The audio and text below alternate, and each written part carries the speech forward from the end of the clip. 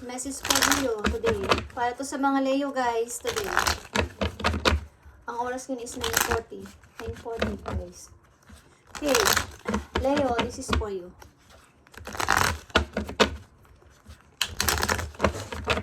Message for Leo.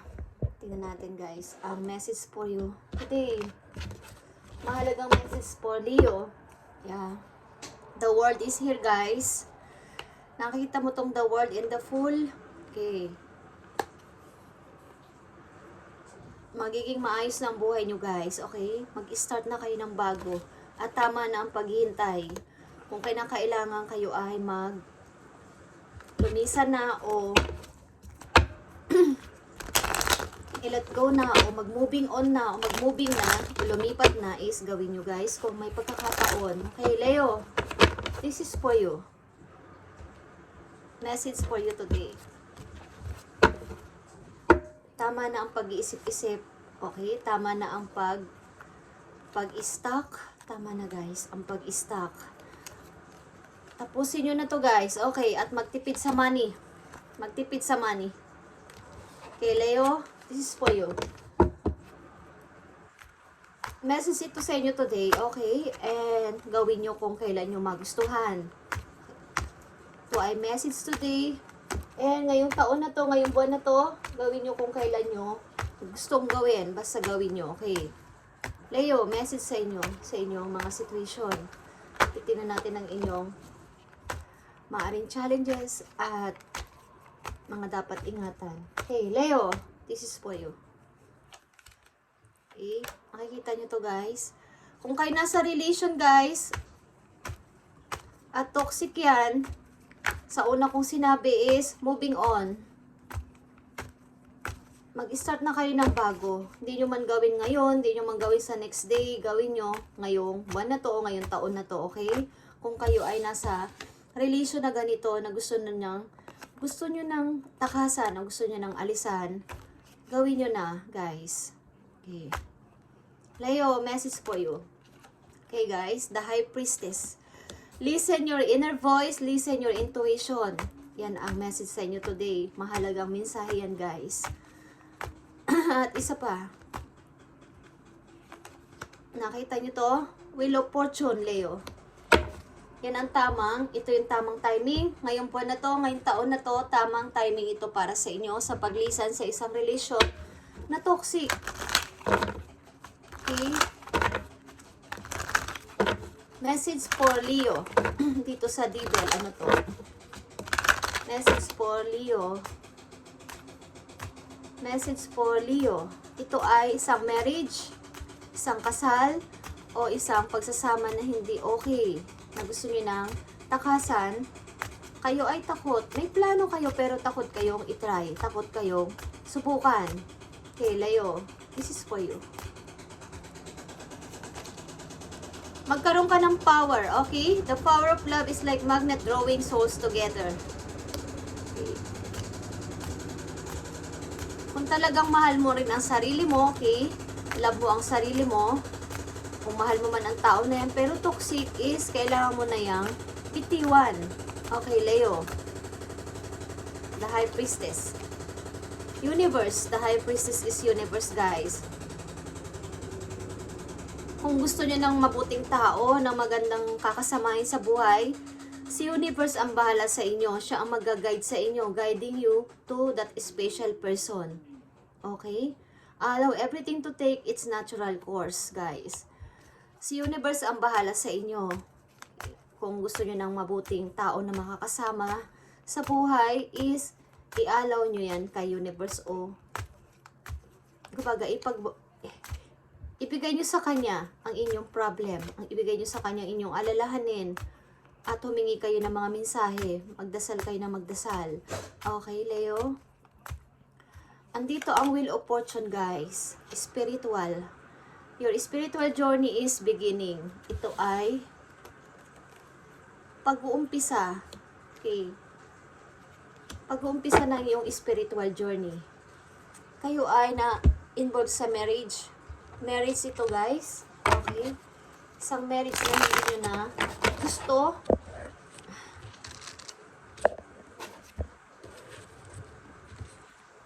Maring ito yung tamang timing, the Wheel of Fortune. Tamang timing na ito yung dapat yung gawin na palayaan nyo yung sarili at mag-focus muna sa inyo. Sariling pananampalataya, okay. Maybe meron kayong purpose. Meron kayong dapat pang gawin bukod dito sa isang toxic na relationship. Huwag nyo itong pagtuunan ng pansin. Okay. Tingnan natin. Leo. Power is here. Power. Temptation. Anong gusto mong sabihin sa mga Leo? Six of Cups. Okay. Three of Wands. And Seven of Wands.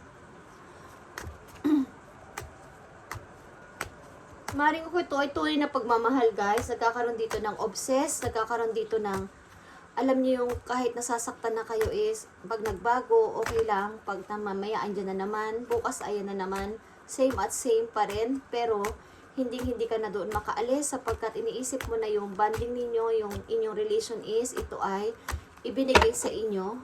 Okay? Ito ay para sa inyo. Pero kung walang patutunguhan ang relation is, kailangan ninyo muna itong i-let go, guys. Hindi to ang High Priestess and Universe, guys, para sa inyo. Two of Pentacles. Three of Cups. Okay. King of Swords. Be practical. Maging practical kayo dito, lalo na sa pagpili dito sa inyong bagong path ng buhay. Okay? Maaring mga good news is paparating din sa inyo dito, guys. Mga good news na hindi nyo inaasahan. Leo. The Wheel of Fortune. Six of Pentacles. Queen of Pentacles. Okay? And Three of Cups. Ito ay good news na sinasabi ko na magkakaroon kayo ng freedom sa money. Okay? Magkakaroon kayo dito ng kalayaan sa money, sa pera. Sa inyong pagkakaperahan.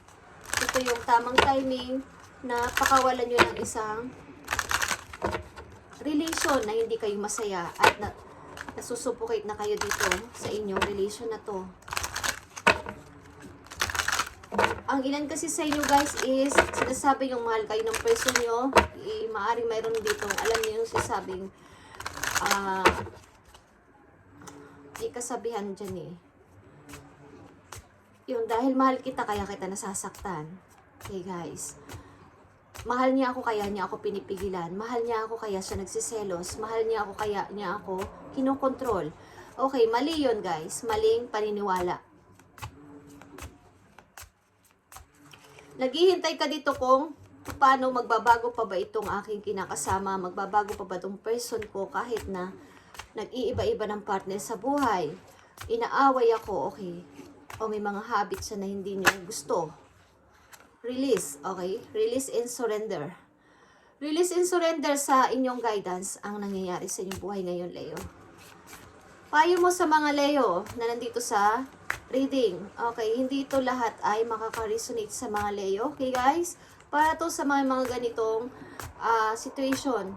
Okay, payo mo sa mga Leo na nandito sa ganitong sitwasyon, ibigay mo ang tamang payo, Spirit Angels. Ibigay mo ang tamang payo. Creative project. Okay, guys. Creative project is here para sa inyo. Is your soul longs to express deep, creative ways. Okay, we're guiding you to refuse artistry and creativity into your life. Creative expressions makes you feel others and excited and reignites passion toward your life. Okay, guys. Maaaring mag-focus muna kayo ngayon kung anong inyong gustong gawin, ang inyong mga skills, okay, kung saan kayo, kung saan yung passion nyo. Sa ngayon is doon muna kayo mag-focus. Compare dito sa relation nyo na to na nahihirapan kayo. Kumbaga is, paunlatin nyo ang inyong sarili sa pamamagitan ng inyong mga hilig sa buhay. Kung kayo ay mahilig sa mga pagbi-business, mahilig sa mga kung ano-ano, mga DIY, kung ano-anong ginagawa sa buhay, is doon muna kayo mag-focus, okay? Tingnan natin ang inyong challenges this week or this month. Ano ang mga challenges na maaaring parating sa mga Leo ngayong month or ngayong week o ngayon na. Ano ang maaaring challenges na paparating sa inyo? Okay, the Fool. Okay guys, ito ang challenges na nakaabang sa inyo na kailangan nyo na ng mag-start ng bago kung kakayanin ninyo. Okay, the Fool is here guys. Parang gusto ko nito, gusto ko niyan. Okay, gusto ko na makalaya, gusto kong pumunta doon, gusto ko mag-travel, gusto ko ng bago. But, isa itong malaking challenge sa inyo na parang ang hirap i-try. Pabago-bago din ang isip niyo dito. Leo, ang ilan sa inyo, pabago-bago ang isip ninyo. At pabigla-biglang magdesisyon. Ito ang inyong challenges. At ang inyong mga alalahanin this week o this month, tingnan natin ang inyong maaaring mga alalahanin. Leo. Okay. 6 of Wands and reverse. Ang ibig sabihin is, nag-aalala kayo na kapag ako ay kumawala dito, nag-aalala kayo na ako ay nag-isip na maging malaya, is hindi ako magtagumpay. Sapagkat 6 of Wands is victory. Okay? Nag-aalala ko na walang susupport sa akin. Nag-aalala ko na ako lang mag-isa, wala sa akin susuporta. Ito ang inyong alalahanin. Okay guys?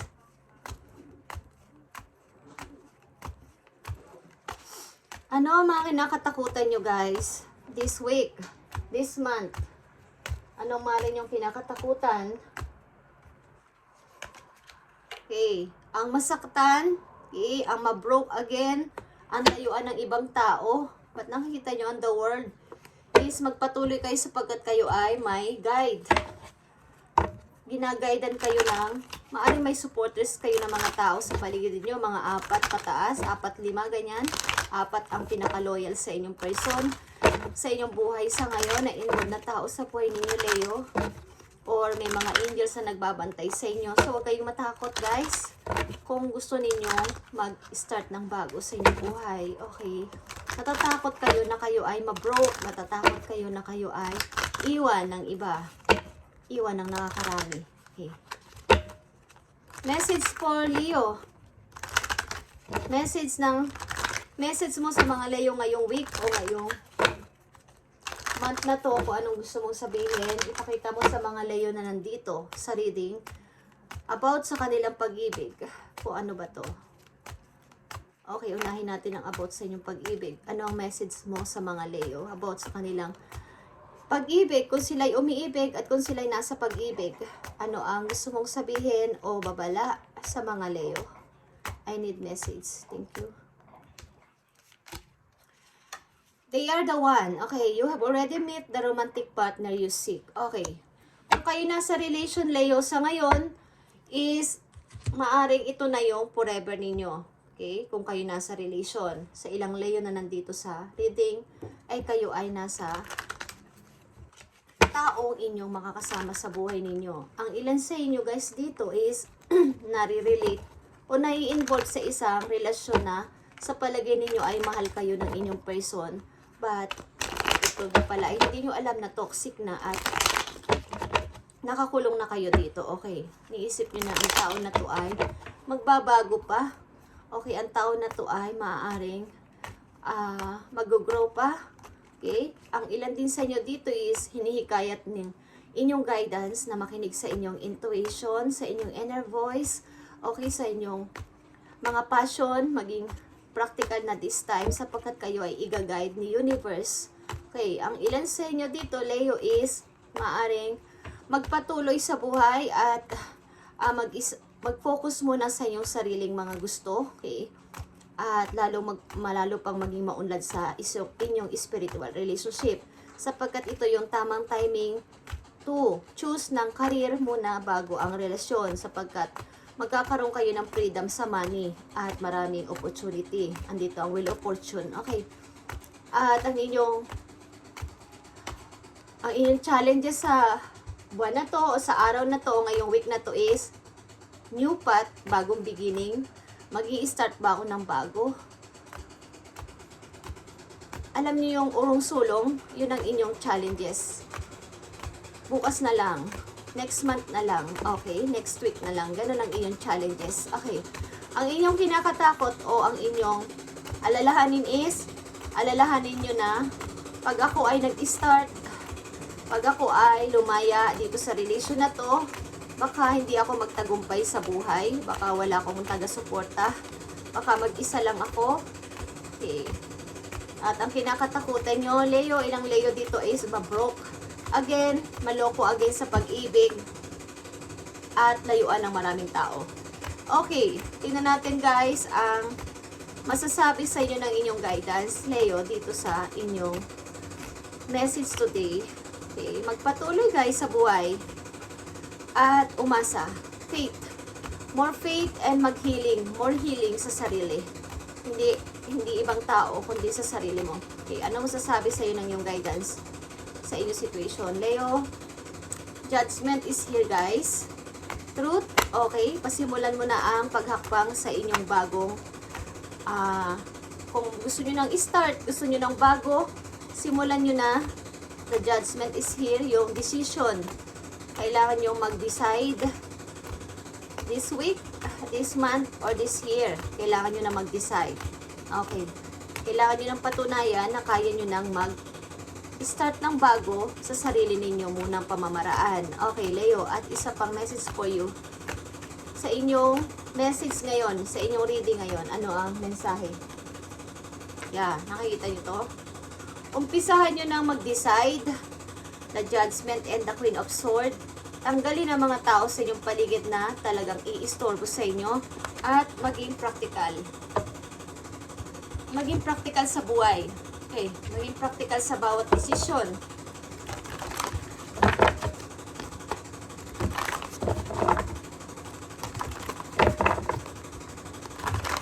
Message for Leo. Tingnan natin ang napakagandang message for you. Message for Leo.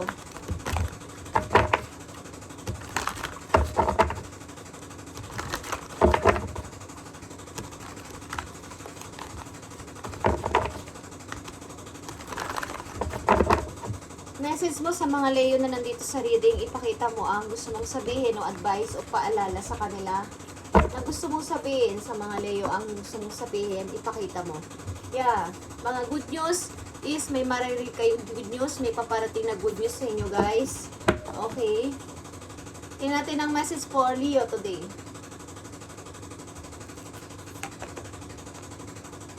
Page of Raphael. Page of Michael is Page of Sword. Nakita nyo ang Page of Sword, guys. An exciting new challenge. Okay? Exciting new challenge. Nakikita nyo to, ang sinabi ko kanina, ito ay inyong challenge para kayong nai-excite. Okay? But, dahan-dahan sa pagde-decide, kailangan isip-isipin nyo muna ng parang clear or yung wala kayong masasayang na panahon. Okay? Nakita nyo to kung anong ito ay 0. Okay guys, Leo, exciting new challenge sa buhay ninyo guys. You have what it takes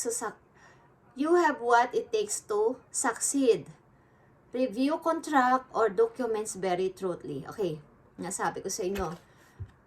Huwag kayong padalos-dalos sa kung kayo ay gusto nyo mag-abroad, gusto nyo mag-travel, gusto nyo lumipat ng lugar, gusto nyo umalis, may gusto kayong bago, is review.